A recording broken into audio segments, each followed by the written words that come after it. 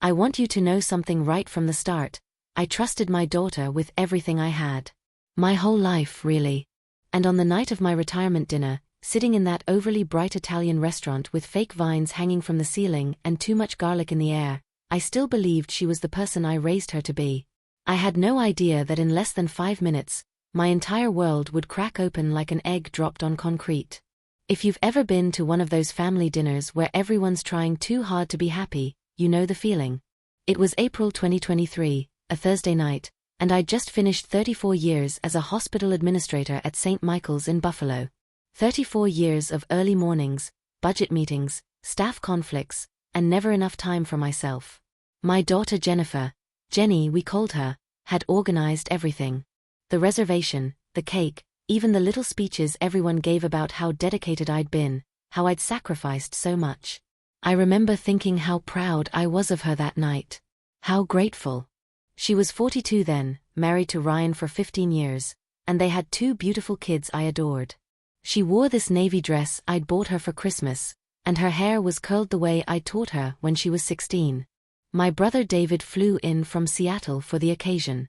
David, who'd made a fortune in tech consulting and never let anyone forget it. David, who drove a Tesla and wore watches that cost more than my first car. We'd grown up together in a cramped house in South Buffalo, sharing a bedroom until I was 12, but somewhere along the way we'd drifted into different tax brackets and different versions of reality. Still, he was my brother. He showed up. That meant something. The dinner was pleasant enough at first. My younger sister Karen was there with her husband Tom. My son Michael came with his girlfriend. We ate overpriced pasta and drank too much wine, and everyone kept telling stories about me that made me sound more important than I ever felt. I was just tired, honestly. Tired and ready to start whatever came next. I'd spent the last year dreaming about finally taking that trip to Ireland, maybe volunteering at the animal shelter, sleeping past 6 in the morning for once in my life. I had my pension, my small savings, and a paid-off house. I wasn't wealthy, but I was going to be okay. That's what I believed, anyway. David was on his 3rd glass of Chianti when he leaned back in his chair, that familiar smirk spreading across his face. He'd always had this way of announcing things, like he was on stage and we were all his audience. The restaurant was loud, clinking glasses, laughter from other tables, some Italian song playing too loudly from hidden speakers. But somehow, when David spoke, I heard every word with perfect, terrible clarity. "So Beth," he said, raising his glass toward me. "Big question. How are you planning to spend that inheritance from Uncle Paul? Finally going to live a little?" I stared at him. The noise of the restaurant seemed to fade into a dull hum. I set down my fork slowly, carefully, like it might break if I moved too fast. "What inheritance?" The words came out of my mouth, but they felt strange, disconnected. Like someone else was speaking through me. I watched David's face shift from smug amusement to confusion. He lowered his glass. "The inheritance," he repeated, slower now, as if I hadn't heard him. "From Uncle Paul. The $300,000 he left you when he died. 5 years ago." 5 years ago. Uncle Paul. I remembered his funeral, a quiet service in Rochester, just family. Uncle Paul had been my mother's older brother, a bachelor who'd worked as an accountant his whole life. He'd lived modestly, never married, kept to himself. I'd visited him a few times over the years, brought him cookies at Christmas, called on his birthday. He was kind but distant, the way some elderly relatives are. When he died in 2018, I'd assumed whatever small estate he had went to my mother, or was split between David and me in some forgettable way. No one had mentioned $300,000. No one had mentioned anything. If you're watching this and you've ever felt the ground shift beneath you, the moment when something you thought was solid turns out to be nothing but air, then you know what happened to me in that moment. Before we go further, I need you to do me a favor. Comment below and tell me where you're watching from. And please, check the description box for more stories like this one. Stories about the moments that change everything, the secrets that hide in plain sight. Because what happened next, I need you to understand, changed not just my retirement, but everything I thought I knew about my own family. I turned slowly to look at Jennifer. My daughter. My Jenny. She was sitting directly across from me, next to Ryan. The color had drained from her face so completely she looked like she might faint. Ryan's hand was frozen halfway to his water glass, his eyes wide and fixed on the tablecloth. They looked like two people who'd just heard a gunshot. "Jenny." My voice came out as a whisper. "What is he talking about?" She opened her mouth, closed it, looked at Ryan. He wouldn't meet her eyes. David was still staring at them now too, his wine glass forgotten. My sister Karen had gone completely silent. Even the kids had stopped chattering. The entire table had transformed into a tableau of confusion and dawning horror. "Wait," David said slowly, and I heard something new in his voice. Not smugness anymore. Concern. Alarm. "Jenny." "Ryan. Where did that $300,000 actually go?" The silence that followed was the loudest sound I'd ever heard. It pressed against my ears, against my chest, against every assumption I'd ever made about who I could trust. I watched my daughter's face crumple, watched her try to form words that wouldn't come, and I felt something inside me begin to break. Not quickly, not cleanly, but slowly, like ice cracking across a frozen lake. Later, I would learn the details. Later, I would understand the mechanics of the betrayal. But in that moment, sitting in that too bright restaurant with fake vines and too much garlic and the ruins of my retirement dinner spread across the table, all I knew was this: someone had taken something from me. Someone I loved. Someone I trusted. And I hadn't even known it was missing. That's the worst kind of theft, isn't it? When they steal something so carefully, so completely, that you don't even know to grieve for it until years later. When you've already adjusted to a smaller life, a lesser version of yourself, and you didn't even realize you were supposed to have more. I sat there, surrounded by my family, and felt more alone than I'd ever felt in my life. And I knew, with absolute certainty, that nothing would ever be the same again. We didn't finish dinner. How could we? The waitress came by to ask about dessert and found our table silent as a morgue, everyone avoiding everyone else's eyes. I remember her confused expression, the way she backed away slowly like she'd stumbled into something private and terrible. David paid the bill without anyone asking him to, and we all stood up and gathered our things with the mechanical movements of people in shock. I drove home alone that night. Jenny tried to follow me to my car, tried to say something with tears already streaming down her face, but I held up my hand and walked past her. I couldn't look at her. Not yet. If I looked at her, I might shatter completely, and I needed to hold myself together long enough to understand what had just happened. The drive from the restaurant to my house on Elmwood Avenue was only 12 minutes, but it felt like crossing a continent. Every stoplight, every turn, I kept replaying David's words. $300,000. From Uncle Paul. 5 years ago. When I got home, I didn't turn on the lights. I just sat in my living room in the dark, on the same floral couch I'd had since 1995, and tried to breathe. The house was so quiet. Too quiet. For 34 years, I'd come home from work and moved through a routine. Change clothes, make dinner, watch the news, go to bed. The routine had held me together through my divorce, through Michael's troubled teenage years, through my mother's death. But now the routine felt like a lie, like I'd been sleepwalking through a life that wasn't even real. Around midnight, my phone started buzzing. Text after text. Jenny. David. Karen.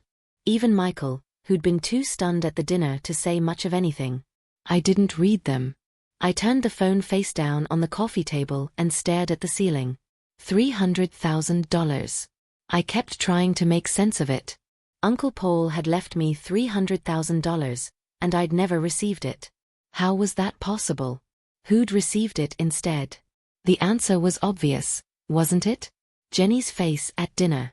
Ryan's terror. They knew. They knew because they'd taken it. But how? And why? And how had I not known? I want to tell you that I spent that night plotting revenge, that I immediately knew what I was going to do. But that's not true. The truth is I spent that night crying so hard I threw up, and then I lay on my bathroom floor for an hour because I didn't have the strength to get up. I felt stupid. That's the word that kept circling through my mind. Stupid, stupid, stupid. How could I have been so blind? I'd raised Jenny.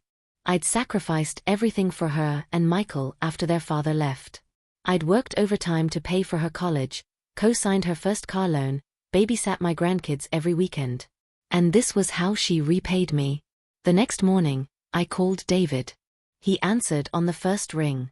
"Beth, Jesus, are you okay? I've been worried sick. I didn't know. I swear to God I didn't know you hadn't received it. When Uncle Paul died, his lawyer told me he'd left specific amounts to each of us. You got the biggest share, 300,000. I got 100. Karen got 50.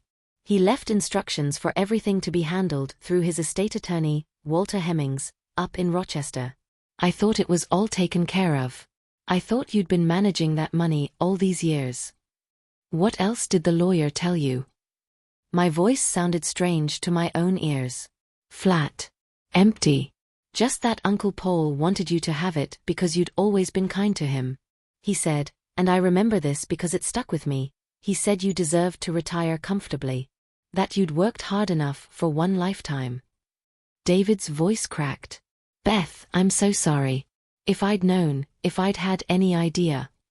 I need that lawyer's name and number. I'll text it to you right now. And Beth? Whatever you need, I'm here. I mean it." After I hung up, I sat with the information David had given me. Walter Hemmings, the estate attorney. I called his office as soon as it opened at 9. His secretary put me through immediately. Maybe she heard something in my voice, some edge that said this wasn't a casual inquiry. "Ms. Patterson? Yes, I handled your uncle's estate. Is there a problem?" I explained, as calmly as I could, that I'd never received the inheritance. That I'd just learned about it. That I needed to know what had happened. There was a long pause on the other end of the line. Then, "Ms. Patterson, I sent all the paperwork to your address in April 2018. You signed the acknowledgement forms and provided banking information for the wire transfer. The funds were transferred on May 3, 2018 to the account you specified. I never signed anything. I never received any paperwork." Another pause, longer this time. That's impossible. I have your signature on file. I have copies of your driver's license that were submitted for verification. The funds were definitely transferred to an account in your name. What address did you send the paperwork to? He gave me Jennifer's address. The house she and Ryan had bought in 2017, the one I'd helped them with the down payment on. Everything clicked into place with sickening clarity. She'd intercepted the mail. She'd forged my signature. How hard would that be? She'd seen my signature on birthday cards, on Christmas checks, on every document I'd ever signed in front of her. She'd opened an account in my name, probably using a fake ID with her address and my information. She'd stolen $300,000, and she'd done it so smoothly, so completely, that no one had questioned it. My own daughter. If you've stayed with me this far, thank you. I know this is heavy. But I need you to hear what happened next, because what comes after betrayal, that's the part nobody talks about. That's where the real story lives. And if you think you know where this is going, I promise you, you don't. Hit that subscribe button, because the next chapter is where everything changes. And please, check the description for more stories like this. Stories about what we do when the people we love become strangers. I spent the next 3 days gathering evidence. I called Walter Hemmings back and requested copies of everything. The signature, the bank account information, the correspondence. He was reluctant at first, worried about privacy laws, but I explained the situation and he agreed to email everything to me. When I opened those files and saw my signature on documents I'd never seen before, perfectly forged, I felt something inside me harden into steel. Jenny called 47 times over those 3 days. Ryan called too. I didn't answer. I wasn't ready to hear their excuses, their justifications, whatever story they'd constructed to make this okay in their minds. Instead, I went to the police. The detective who took my statement was a woman in her 30s named Officer Lisa Peterson. She listened to everything, looked through the documents I'd brought, and then leaned back in her chair. "This is identity theft and fraud," she said. "Potentially grand larceny. With this amount of money involved, it's a serious felony. If we can prove your daughter and her husband did this, they could face significant prison time." Prison time. My daughter. The little girl I'd rocked to sleep, whose tears I'd dried, whose wedding I'd planned.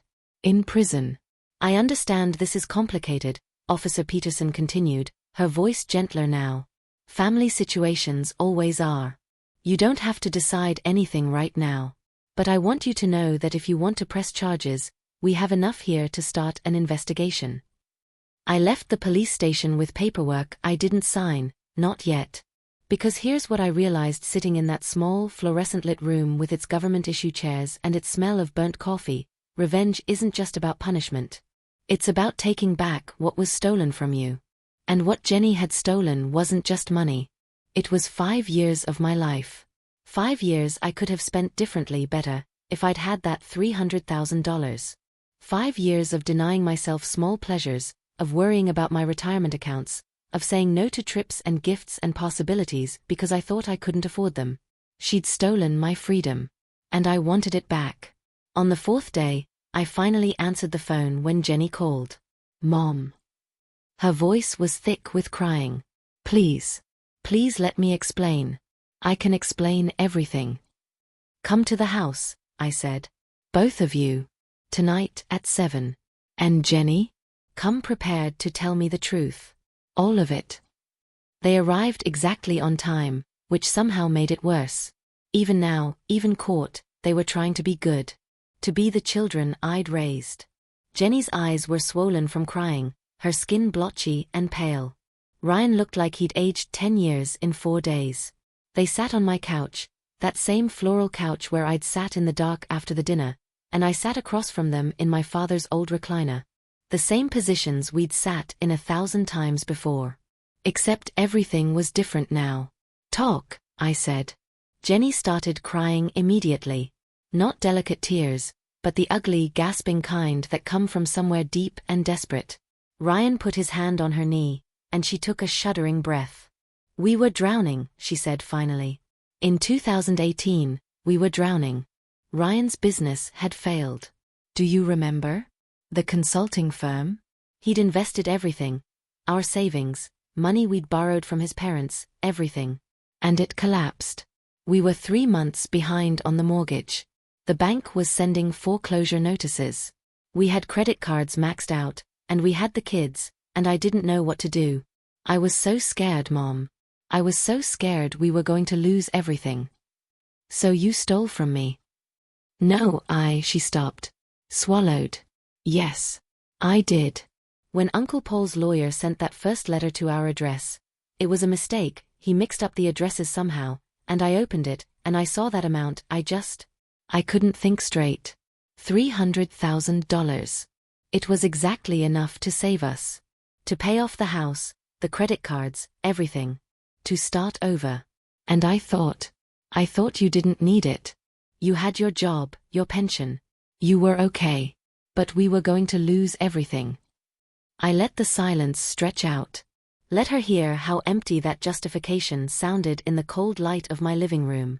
So you forged my signature, I said finally. You stole my identity. You took money that was legally mine, money my uncle left me because he wanted me to be comfortable in my retirement, and you used it to save yourself. I was going to tell you. Jenny's voice rose, desperate now. I swear I was going to tell you. I thought maybe I could pay it back somehow, over time. But the years just kept passing, and it got harder and harder to say anything, and then I thought maybe you'd never find out. Maybe it could just stay buried.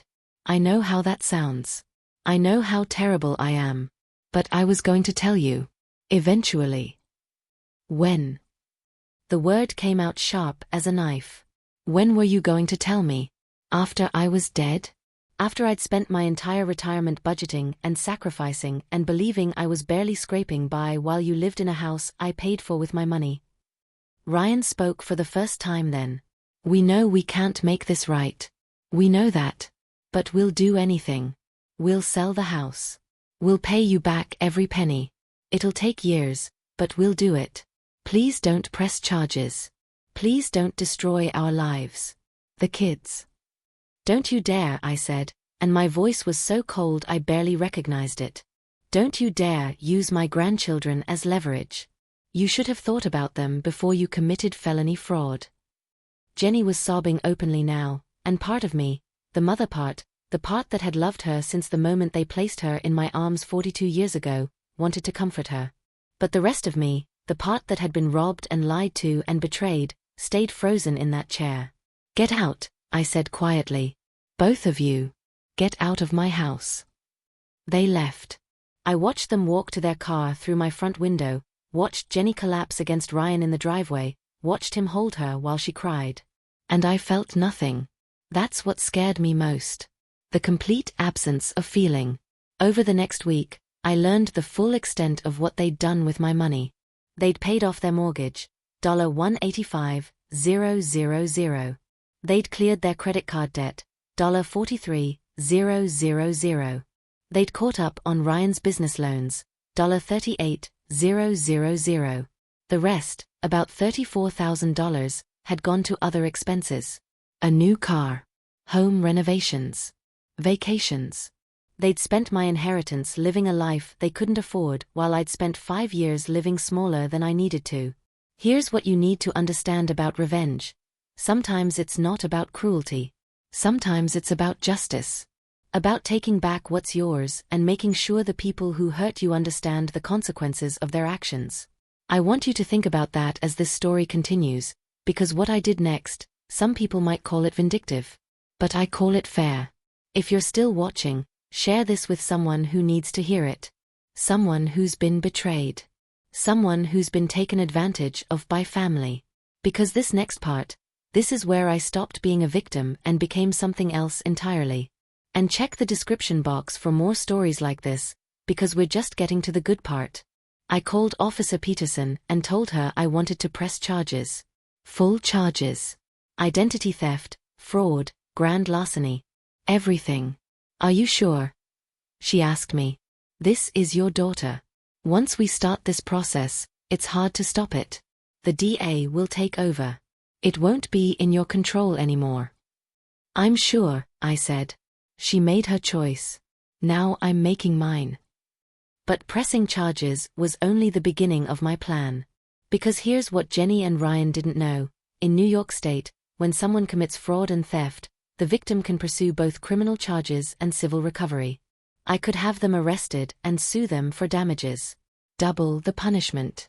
And the house they'd bought with my money? The one they'd paid off? That was going to be mine. I hired a lawyer. Not just any lawyer, one of the best civil litigation attorneys in Buffalo, a woman named Patricia Aldrich who'd built her career on complex fraud cases. She was expensive, but I didn't care. I was about to recover $300,000. I could afford her. Patricia was in her 50s, sharp as a razor, with gray hair she wore in a tight bun and reading glasses that hung on a chain around her neck. She listened to my story, examined my documents, and smiled. It wasn't a warm smile. "We'll destroy them," she said simply. "Legally, ethically, and completely. They won't know what hit them." 3 weeks later, Jenny and Ryan were arrested at their home at 6 in the morning. My grandchildren were there. I found that out later from Karen, who'd stayed in touch with Jenny despite everything. The police took them both in handcuffs while the kids watched, crying, from the front window. Then Child Services came and the kids went to Ryan's parents' house. I didn't feel guilty. I want to be clear about that. I didn't feel guilty then, and I don't feel guilty now. Because I didn't put those handcuffs on my daughter. She did. When she forged my signature and stole my money, she put those handcuffs on herself. I just closed them. The trial took 8 months. 8 months of legal proceedings, of seeing Jenny and Ryan in court, of watching my daughter age before my eyes. She looked like a ghost of herself, thin, hollow-eyed, moving through the courtroom like she was sleepwalking. Ryan's parents had posted bail for both of them, but the conditions were strict. They couldn't work, couldn't travel, couldn't do anything but wait for judgment to fall. The criminal trial went exactly as Patricia had predicted. The evidence was overwhelming. The forged signatures, the fake ID they'd created in my name, the paper trail of the money, all of it pointed to deliberate, calculated fraud. The prosecution was led by an assistant district attorney named Robert Kaufman, a man in his 40s with a reputation for being ruthless. He painted Jenny and Ryan as cold, calculating criminals who'd preyed on a family member's trust for their own financial gain. Jenny's lawyer tried to argue extenuating circumstances. The financial pressure they'd been under. The desperation. The intent to eventually repay me. But intent doesn't erase crime, and the jury saw through it. They were found guilty on all counts. The sentencing happened on a cold day in January 2024. I sat in the courtroom, third row right side, and watched the judge deliver their fates. Ryan got 3 years in prison. Jenny got 2, plus 5 years probation. The judge was a woman in her 60s, Judge Martha Steinberg, and she looked at my daughter with something that might have been sympathy before she spoke. "What you did was betray the person who gave you life," she said. "You stole from your own mother. You forged her identity. You lied to her face for 5 years. That's not just fraud. That's a moral failing so profound I'm not sure you can ever fully recover from it. I hope prison gives you time to reflect on what you've done and who you've become." Jenny broke down completely when the sentence was read. She turned in her seat and looked at me, her face destroyed by tears, and she mouthed 2 words, "I'm sorry." I looked away. But the criminal trial was only half of my revenge. The civil suit came next, and that's where I took everything. Patricia sued for the return of the full $300,000 plus interest, plus damages for emotional distress, plus legal fees. The calculation came to $387,000. And since Jenny and Ryan had used my money to pay off their house, and that house was now their primary asset, Patricia put a lien on it. They tried to fight it. Of course they did. But the law was clear. They'd committed fraud, they'd stolen my money, and I had every right to recover it through any legal means necessary. In April 2024, the judge ruled in my favor.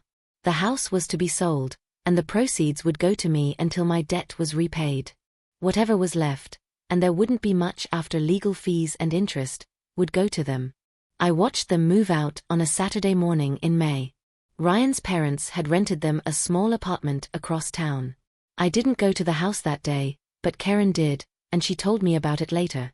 How my grandchildren, Madison and Tyler, had cried as they packed up their rooms. How Jenny had looked at the house one last time before they drove away, like she was trying to memorize it. The house sold for $340,000. After all the fees and interest and legal costs were deducted, I received $298,000. Close enough to what they'd stolen. The rest went to paying off the remaining debt. Jenny and Ryan got nothing. I should have felt victorious. I should have felt satisfied. I'd gotten my money back. I'd seen justice served. I'd made them pay for what they'd done to me. But here's the thing about revenge that nobody tells you: it costs something. Maybe not money, but something else. Something harder to measure. My grandchildren won't speak to me. Madison is 16 now, Tyler is 13. They know that their grandmother, me, was the reason their parents went to prison, the reason they lost their house, the reason their lives fell apart. Ryan's parents have full custody now, and they've made it clear I'm not welcome. I haven't seen Madison or Tyler in over a year. My son Michael barely talks to me anymore. He thinks I went too far. "She's your daughter," he said to me one night over the phone, his voice tight with anger. "She's my sister. Yeah, what she did was wrong, but you destroyed her life, Mom. You completely destroyed her. How am I supposed to be okay with that?" Karen still calls, but our conversations are strained. She walks this careful line between supporting me and maintaining a relationship with Jenny. It's exhausting for both of us. And Jenny, my daughter. She's in a minimum security prison about 2 hours north of here. She'll be released in November 2025, in just a few months actually, after serving most of her 2-year sentence. I haven't visited. I haven't written. I haven't spoken to her since the trial. Sometimes, late at night, I think about that retirement dinner. About the moment David asked his question and everything came crashing down. And I wonder what would have happened if I'd handled it differently. If I'd confronted Jenny privately. If I'd demanded repayment but not pressed charges. If I'd tried to balance justice with mercy. Would I still have my family? Would my grandchildren still know my voice?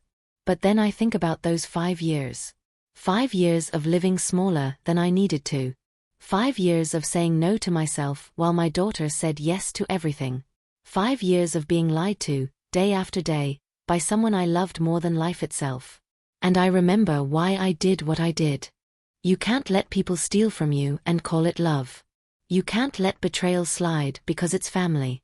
Some people will hear this story and think I'm a monster. They'll say I chose money over my daughter, revenge over forgiveness. But I didn't choose money over my daughter. My daughter chose money over me first. I just responded in kind. I'm 73 years old now. The money I recovered is sitting in my bank account, earning interest.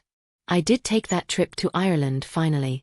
I volunteer at the animal shelter 3 days a week. I sleep past 6 in the morning.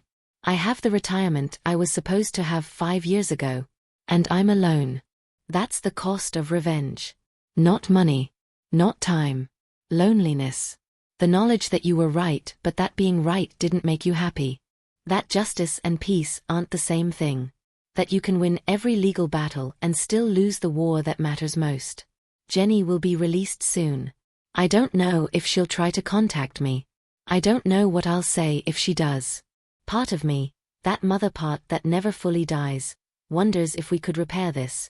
If 5 years from now, 10 years from now, we might find some way back to each other. But another part of me knows that some things, once broken, can never be fully mended. Trust is like that. Love is like that too. If you've watched this whole story, thank you. I know it's not a happy ending. Life rarely gives us those. But it's a true ending. An honest one. And maybe that's worth something. Check the description box below for more stories like this. Stories about the choices we make, the prices we pay, and the question we all have to answer eventually. When someone hurts you, how far are you willing to go to make them understand what they've done? Subscribe if you want more stories about real life, messy and complicated and true. Comment and let me know what you would have done in my position. Would you have pressed charges? Would you have taken the house? Or would you have found another way? I don't have all the answers. I just have my truth. And the empty space where my family used to be.